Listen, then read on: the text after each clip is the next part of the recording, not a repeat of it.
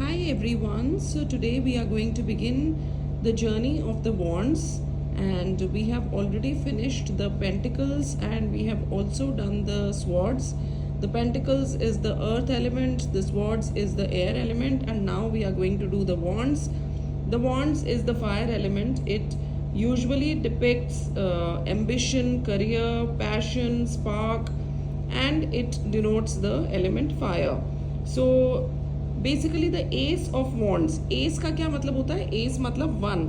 So the S of wands denotes creativity, new beginnings, birth, action, power, inspiration, drive.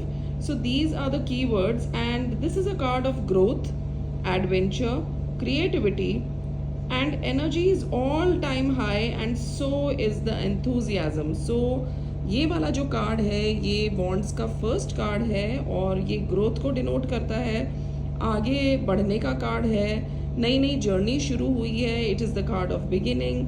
It shows positive energy, clarity, purity, honesty, self growth, opportunities का card है. और it is a very positive card for opportunity.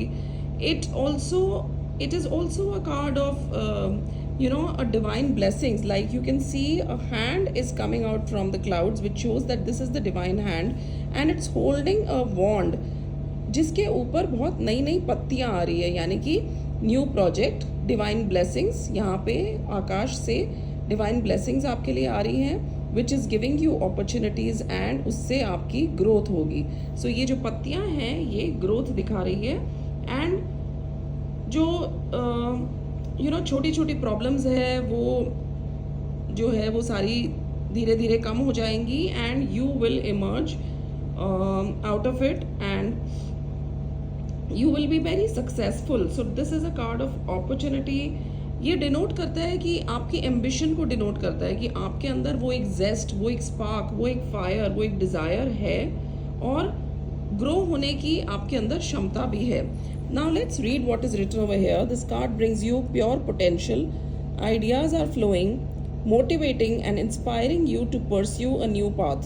You are open to receive new opportunities that align with your higher self. This is a yes card, and जब ये reverse में आता है तो इसका क्या मीनिंग होता है? You can sense an idea emerging from within, but you are uncertain. But what form it will take or how you will manifest it in the world. जब ये उल्टा हो जाता है तो भी ये बहुत ज़्यादा नेगेटिव नहीं है. आइडियाज़ तो आपको आ रहे हैं पर आपको कन्फ्यूजन है, आप उसको इम्प्लीमेंट नहीं कर पा रहे हो. आइडिया है आपके पास, फोकस है, पर आपको दिमाग में एक कन्फ्यूजन है क्योंकि आपके पास बहुत सारी आइडियाज़ है, तो आप उसके ऊपर एक के ऊपर कॉन्सेंट्रेट नहीं कर पा रहे हो, और आप इतने कन्फ्यूज्ड हो कि मैं ये करूँ या वो करूँ, तो इसलिए अनसर्टेनिटी है. तो ये जब रिवर्स होएगा तो थोड़ा सा अनसर्टेनिटी हो सकता है, नो का कार्ड हो जाता है ये, एंड कुछ ना कुछ कन्फ्यूजन का कार्ड है.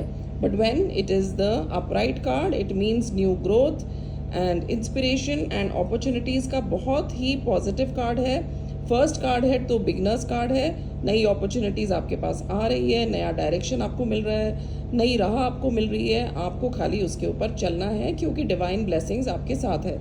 So this was the meaning of the Ace of Wands, and if there is anything which I can help you with, do let me know and ask questions also. And thank you so much for following Soul Light Meena.